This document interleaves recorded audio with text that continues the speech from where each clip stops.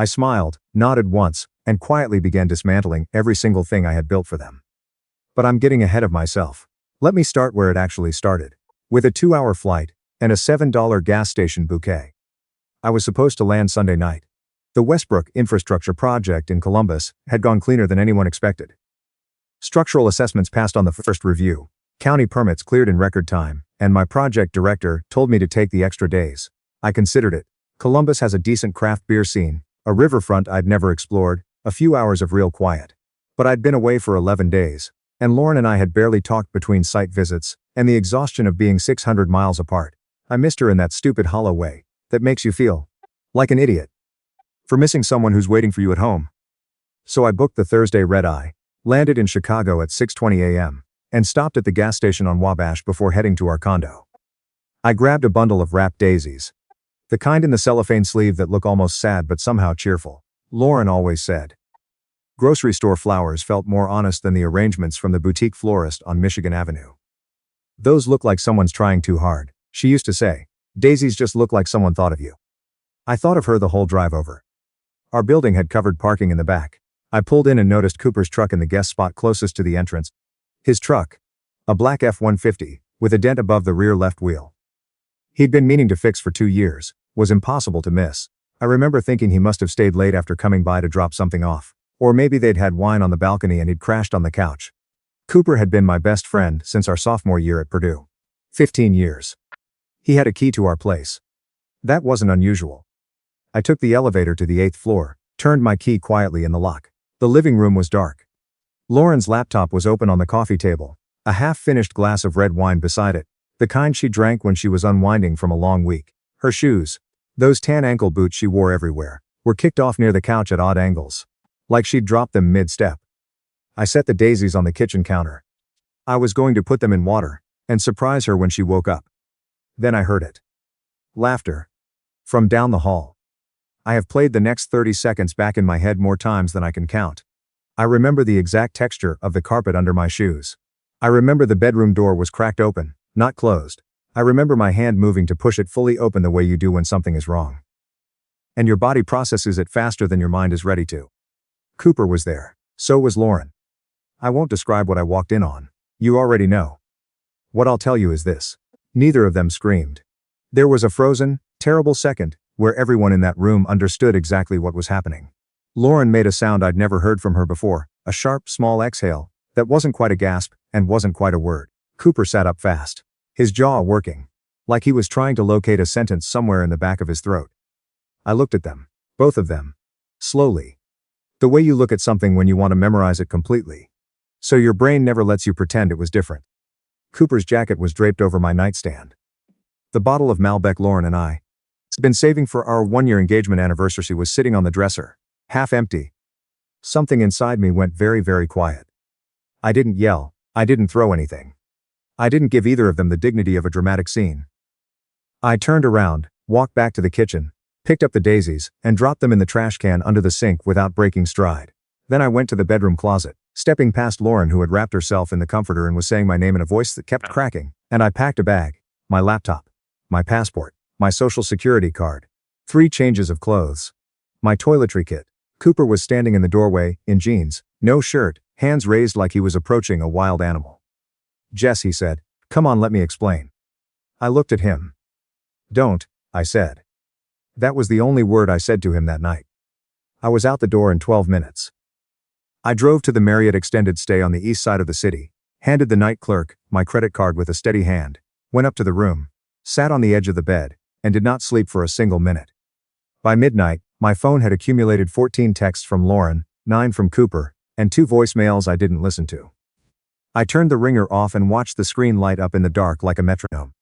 At 2:30 in the morning, I opened my laptop. I didn't write in a journal, I didn't draft a breakup message. I opened a blank spreadsheet and I started typing. I titled the file, Transition Plan XLS. The people in that bedroom were not the only ones I needed to think about.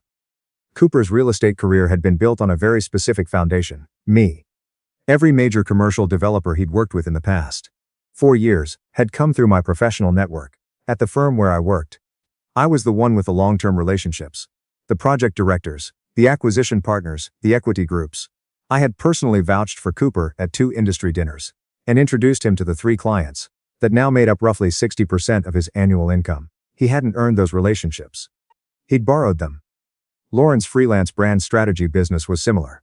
Her top 3 clients, a SaaS startup called Vertex Labs, a financial advisory firm named Prentice & Co., and a media production company called Haddon Group, had all come through people I knew, college friends who'd gone on to build companies and hired Lauren as a favor to me.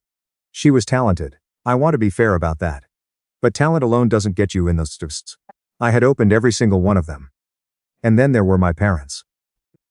My dad had retired early at 61, a little too early, given that Medicare doesn't kick in until 65. I had been quietly paying $840 a month toward his marketplace health insurance premium for 2.5 years. He didn't know the full amount I was covering. I'd structured it through an automatic transfer he assumed was some kind of benefit coordination program. My mom thought the insurance was subsidized through my corporate account. Both of their cars, my mom's Subaru Outback and my dad's Chevy Silverado, had been financed with me as co-signer. My dad's credit had taken a significant hit after a failed business partnership in 2021. And no lender was going to touch him without a strong cosigner standing behind the application. I had signed my name on both sets of documents without hesitation. And 3 years ago, I had written a personal check for $18,000 to cover the shortfall on their kitchen renovation. They called it a gift. I had documented it differently, not out of suspicion, but out of financial habit. There was a signed acknowledgement letter in my files. Not a promissory note, but something with ink on it. I sat in that hotel room and looked at my spreadsheet until the city outside started turning gray. I was the load-bearing wall in 4 different structures. And not one of those 4 people had thought to ask whether I might one day decide to step aside. My mom called me at 8:15 the next morning. I let it ring twice, then answered. Honey. Her voice was already soft and careful in the way it gets when she's managing something. Cooper called us last night. He told us everything. I didn't say anything. He feels terrible, Jesse. You know he loves you. He made a mistake, an awful mistake, and they both feel horrible. But, sweetheart, Cooper is family. You've known him since you were 19 years old. I watched the traffic moving on the street below. I hear you, I said. She took that as an opening and talked for 11 minutes. She talked about forgiveness, and about 15 years of friendship, and about how these things happen between people and how the real measure of a man is whether he can extend grace. She said Cooper had been crying when he called. She said Lauren was beside herself. She said our family didn't need to fracture over one terrible night. I gave her the appropriate and I understand at the right intervals. Your father wants all of us to sit down together Sunday. She said finally, just family, we'll figure out a path forward. I'll think about it, I said. She made a sound like relief. That's all I'm asking, sweetheart. I hung up. I had no intention of going to any Sunday dinner. I texted my sister Quinn that afternoon. She's 3 years younger, lives in Evanston, works as a hospital administrator. And she's the one person in my family who operates without an agenda. She tells you what she sees, not what she needs you to believe. Mom called. I'm okay, just need space. Can you keep me posted on what's happening at home? She responded in under a minute, of course. I'm so sorry, whatever you need. I had my informant. Not because Quinn was calculating, she wasn't. She was simply the one person who would give me accurate information, without trying to shape it in any direction. 2 weeks later, I accepted a transfer to my firm's Denver office. The position had been loosely on the table for months. One call to my regional director accelerated the paperwork considerably. He didn't ask why I needed the move. People in my industry operate on results, and I had delivered them for 6 years without interruption. He made it official in 4 days. I found an apartment in Lodoo, 12th floor, corner unit, big windows facing the Rockies on a clear day. I bought new furniture. Nothing that looked, smelled, or felt like anything from my previous life. I found a coffee shop that opened at 5:30. I mapped a new running route along Cherry Creek. I didn't post anything on social media. I quietly removed the shared photos. Didn't change any public settings, and simply became invisible to the people who had counted on my presence without noticing it. And then, behind the clean lines of my new life, I opened the spreadsheet. I knew the developers Cooper had been cultivating for his next round of listings. 2 of them, Gray Point Properties and Alderman Capital, had originally come to me at my firm's annual infrastructure summit. I knew their priorities better than Cooper ever would. I called both companies directly, offered referrals to a different broker in my network with a stronger track record in mixed-use, commercial development. The conversations were professional, collegial. I didn't mention Cooper's name once. Quinn's first update came 6 weeks after I left. Just got home from mom and dad's. Cooper and Lauren were both there. They're apparently official now. Mom actually made a toast. Jesse. I sat there the whole night feeling sick. Lauren was wearing this delicate silver necklace I'd never seen before. Mom kept calling them, such a love story. I don't know how to keep showing up there, and also be on your side at the same time. I'm sorry. I read that 3 times. The necklace detail specifically. Lauren had always worn the simple gold pendant I'd given her at our first anniversary together. She'd apparently set that aside as well. I closed the message, opened the spreadsheet. Highlighted Cooper's 2 major pending listings in red. Then I called my contact at Graypoint and confirmed the referral. 3 weeks later, Quinn texted again. Cooper has been in a terrible mood at dinners. 2 deals apparently fell through. He keeps blaming the market. Lauren mentioned something about a client not renewing. That last line. I had called the VP of marketing at Prentice & Co. the week before, a guy I'd known since a Chicago networking event 5 years ago. I didn't say a negative word about Lauren. I simply mentioned I'd recently connected with an exceptional brand strategist named Cora, who had repositioned 2 fintech companies in the past 18 months, and asked if he'd be open to an introduction. He was always open to introductions from me. Cora was real. She was excellent, and she got the meeting. A month later, Vertex Labs followed. Quinn. Lauren was crying at dinner last night. Lost 2 of her main clients in the same month. She thinks the economy is shifting. Cooper snapped at her about finances in front of everyone. Mom looked like she wanted to disappear. Nobody said your name, but everyone in that room was thinking it. I sent Quinn a thumbs up and nothing more. The financial unwinding with my parents required a different kind of precision. Clean, legal and untraceable to anything that looked like malice. The health insurance premium was the cleanest. I logged into the marketplace account, removed my banking information from the payment settings, and replaced it with a temporary card with a 0 balance. The system would kick back a failed payment at the next billing cycle and send a coverage lapse notice directly to my parents. My dad had no idea I had been funding it. He would assume an administrative glitch at first. For the car loans, I contacted both financing companies directly. I explained that I wished to initiate the cosigner removal process. They ran my parents' credit independently to assess whether they could refinance on their own. What came back was exactly what I'd expected given my dad's history. Neither loan would qualify for refinancing, at any reasonable rate under their names alone. The companies flagged both accounts for review and mailed formal notices to my parents' address. The $18,000 renovation documentation went somewhere else first. My attorney's office in Chicago. She drafted a polite but unambiguous repayment request, under the terms of the acknowledgement letter my parents had signed 3 years ago. They had 60 days to respond. None of this announced itself as connected. It looked like administrative drift, market conditions, coincidence. These things take time to accumulate into a recognizable shape. Quinn. Mom got a notice from the insurance company. She's confused and frustrated, calling around trying to figure it out. Dad had to pay out of pocket for his prescriptions this month. Almost $400. Mom is scared. Quinn. The car dealership called Dad about the loan. He thinks it's a bank error. He's furious. Quinn. Things are really dark here, Jesse. I don't know how much longer I can keep going to these dinners. I read every message. I responded with short, neutral replies. I didn't explain anything, I didn't gloat. I simply watched the physics of cause and effect from 900 miles away. They called on a Tuesday evening in early April. My mom first. Then 30 seconds in, Cooper came on the line. He didn't call me Jesse. He used the nickname he'd had for me since junior year at Purdue. The one nobody else used anymore. The one he reached for when he needed me to remember who we used to be to each other. I know I don't deserve this, he said. His voice was rough at the edges in a way I didn't recognize, I know that. But we've been friends for 15 years. That's real, man. I'm asking for one conversation face to face. 1 hour. I stood at my Denver apartment window. The front range was going dark against the sky. Dinner, I said. Mom and Dad's house 2 Saturdays from now, 6 o'clock. My mother's exhale on the line was flooded with relief. Yes, we'll all be there. I booked a direct flight that same night. Window seat, first class.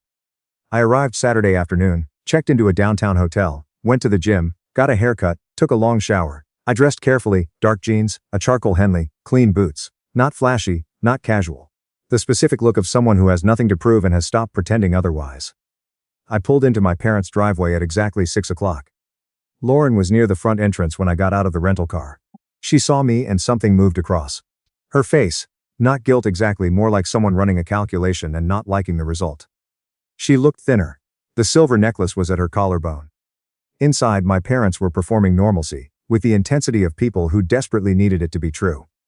My mom had made pot roast. My dad poured drinks and attempted a version of warmth that didn't quite reach his eyes. Cooper was already seated at the table. He looked like he'd aged 6 months in 8. The easy, unearned confidence that had always been his default setting was gone. Replaced by something smaller and more careful. Quinn was there. She caught my eye when I walked in and gave me the smallest nod, the kind that means nothing to anyone else in the room. We ate. The conversation around me was brittle and over-eager. My dad tried a joke about the Bears draft. Cooper laughed a half-beat too late. Lauren kept her gaze on her plate, moving a piece of carrot around without eating it. After roughly 20 minutes, my dad set down his fork and placed his hands flat on the table. The signal that something official was about to be said. "We brought everyone here tonight because this family matters," he said, looking directly at me. "What happened was wrong. Cooper knows that, Lauren knows that. But Jesse, you've been gone for 8 months. We want our son back. We need to figure out how to move forward. Together." My mom reached over and covered his hand with hers. "People make terrible mistakes, honey. But you don't walk away from 15 years of friendship over one night. You just don't." Lauren spoke without looking up, her voice just above a whisper. "I know I can't ask for your forgiveness. I just want you to know I never meant to hurt you. What happened between Cooper and me wasn't something either of us planned. I hope someday you can find a way to understand that." Cooper leaned forward, elbows on the table, eyes red at the rims. "Jess, I would give anything to take it back, anything. You are the reason I have the life I have. I know what I did was unforgivable, but you're also the most important person in my life. And I can't figure out how to keep going in a world where we don't come back from this." He meant it. In that specific moment, I believe he genuinely meant it. The table was silent. Everyone was watching me. I set my water glass carefully onto the coaster. "Are you finished?" I asked. My dad frowned. "Jesse, I'm asking if everyone has said what they came here to say. Because I'm going to speak now." Nobody moved. I looked at Cooper first. "You said I'm the reason you have the life you have." I said, "You're right. Gray Point Properties, you remember how you got in front of their acquisition director? I introduced you at the Metcalf Summit in 2022. I spent 45 minutes vouching for you to a man who had no reason to return your calls. Alderman Capital, same story. I personally recommended you to their development partner. I put my professional reputation behind you when your track record was still thin. I let that sit for a moment. 4 months ago, I redirected both of those relationships to other partners." Cooper went very still. "Lauren." She looked up, her eyes were red and dry at the same time. The way eyes get when someone has been crying for months and run out of tears. "Verkink Labs, Prentice & Co., Hatton Group. Your 3 anchor clients. I called the VP at Prentice and told him you were the most talented brand strategist I knew. I emailed the founder of Vertex personally and asked him to give you a shot. Hatton Group was run by my college roommate. He hired you as a direct favor to me." I held her gaze. "I introduced a designer named Cora to both Prentice and Vertex back in February. She has taken over both accounts. Hatton is in transition." Lauren pressed her lips together and looked away. I turned to my parents. My mom had her hand pressed over her mouth. My dad's jaw was tight, his expression caught somewhere between anger and the early, uncomfortable arrival of understanding. "Your Subaru and Dad's truck," I said. "Both financed with my name on the documents. Because Dad's credit made those loans impossible to secure on your own. I've been in contact with both financing companies. They've sent you the relevant notices." My dad's neck had gone dark red. "The health insurance premium on Dad's marketplace plan. $840 a month. I've been covering that through an automatic transfer for 2.5 years. You both thought it was some kind of corporate assistance program. It wasn't. I canceled the transfer in March.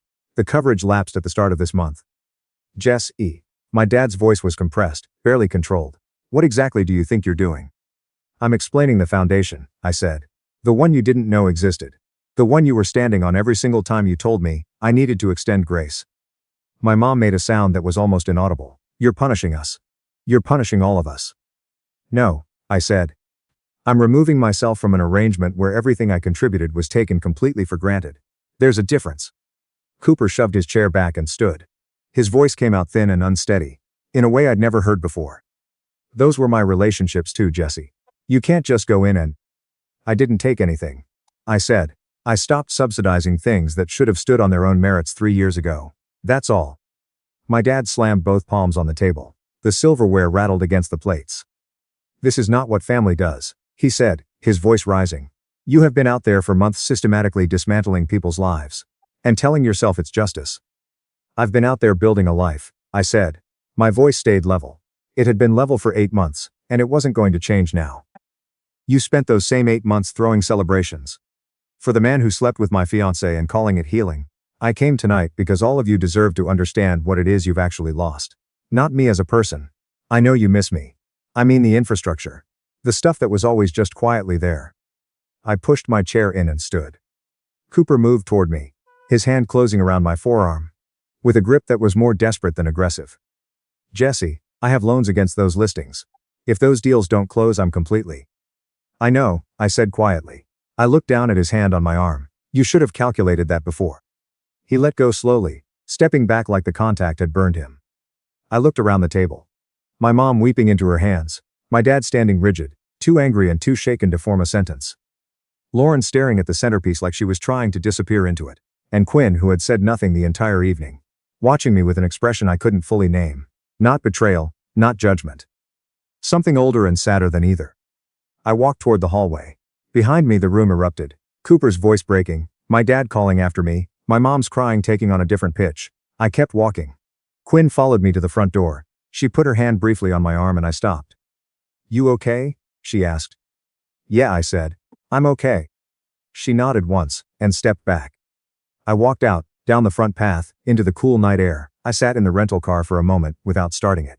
Through the large front window of the house, I could see them all moving. In the fractured kitchen light, Cooper pacing, my dad gesturing. My mom collapsed into her chair. Then I started the engine, and drove away. The updates from Quinn came every few weeks after that. Brief and factual, stripped of commentary. Cooper had filed for bankruptcy protection in September. He'd taken on significant debt anticipating the commercial deals, and when those deals collapsed, there was nothing underneath him.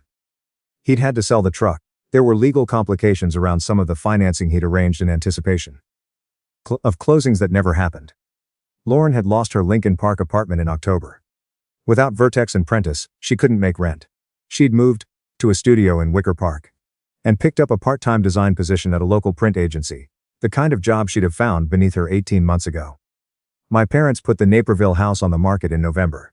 The equity line demanded repayment, and the refinancing fell through when my dad's credit couldn't support an application on its own. They were moving to a 2-bedroom condo, near my aunt. My mom told people it was a lifestyle simplification for their next chapter. I didn't respond to the messages my parents sent. My mom texted me every Sunday for 6 weeks. I sent back short, polite replies that gave her nothing to hold on to.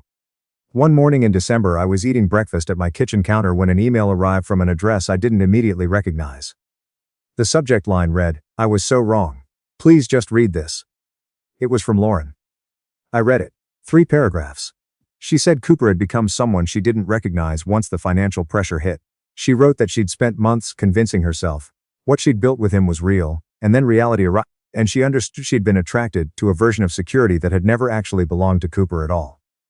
It had been borrowed from me, and she'd never noticed. She said she thought about reaching out every day and couldn't bring herself to do it. She said if there was any part of me willing to talk, she would leave tomorrow. I read it twice with my coffee going cold in the mug. I felt nothing in particular, not satisfaction. Not grief. She was a stranger describing a mistake she would spend years accounting for. That was hers to carry now. I forwarded the email to Cooper's personal address. No subject line, no accompanying message, just the forward, unedited. Then I blocked both of them permanently across every platform I had. Quinn texted me 2 days later. Lauren and Cooper had a massive blow-up. She ended the engagement. He completely lost it. Jesse, I think it's really over for all of them. I wrote back, "Are you okay?" She replied, "Honestly, I'm exhausted. I keep showing up to these dinners and I don't know why I keep going." I thought about that for a minute before I wrote, "You don't have to keep going. My guest room is yours whenever you want it. You and Tim are always welcome here. Denver's not Chicago, but the mountains make up for a lot." She didn't respond right away. 20 minutes later a photo came through. A screenshot of a one-way flight to Denver departing in 3 weeks. I set my phone down on the counter and looked out at the skyline. The Rockies were going blue in the late afternoon light, the city running quietly below my windows. The whole clean expanse of a life I had built entirely from scratch.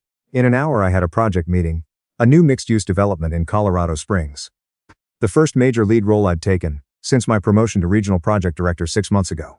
After that, dinner with a structural engineer named Zoe I'd met at a firm event, someone funny and direct.